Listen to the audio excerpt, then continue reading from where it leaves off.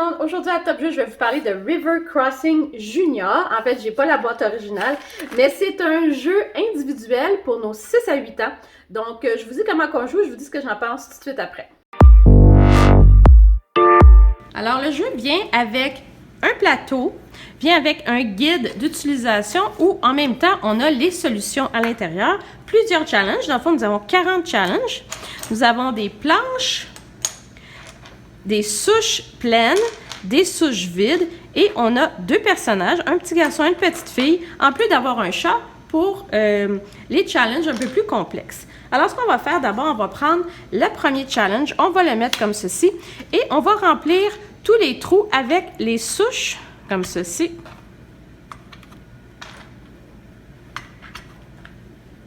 Et toutes les parties ombrées, on va les remplir d'une planche. On va se choisir un personnage. Disons que je prends la petite fille. Et ce qu'il faut savoir, c'est que les personnages ont des aimants en dessous des pieds et c'est ce qui va les faire transporter, dans le fond, les planches d'un endroit à l'autre. Donc, évidemment, la petite fille n'a pas le droit de sauter pour aller jusqu'ici. Elle doit transporter une planche. Alors, disons qu'elle monte ici, elle transporte sa planche et elle marche comme ceci et elle va déposer sa planche ici. Ensuite, il lui manque un petit bout de chemin, donc elle va faire rebrousser chemin. Elle va aller chercher l'autre petit bout et elle va le remplir ici, qui va lui permettre de traverser et d'arriver à l'autre bout. Alors, on a réussi le challenge numéro 1. Je vais vous en montrer un petit peu plus complexe. Donc, on enlève tout. Disons que je prends le challenge numéro 5. Encore une fois, on remplit avec les souches pleines et on met les parties ombragées. On met des planches sur les parties ombragées. On choisit son personnage et on est prêt à jouer.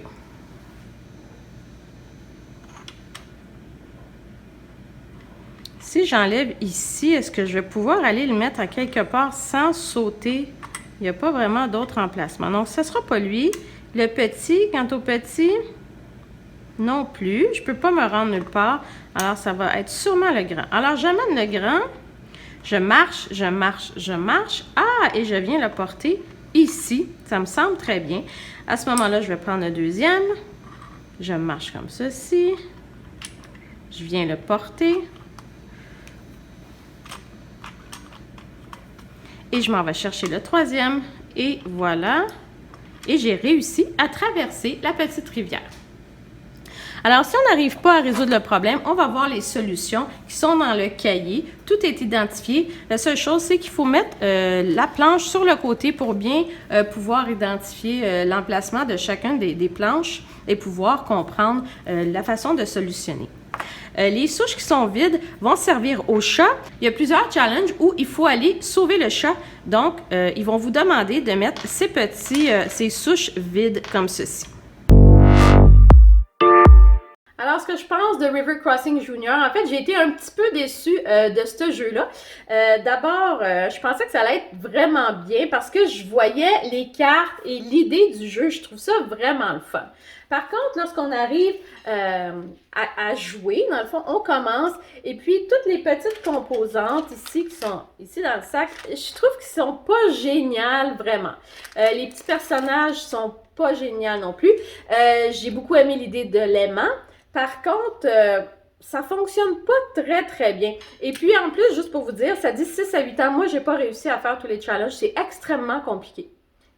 Très complexe. Je suis restée attardée plusieurs fois au challenge numéro 6 et 7 et 8 alors qu'il y en a une quarantaine et je réussissais pas à arriver. C'est peut-être moi qui est pas très bonne dans ces jeux-là.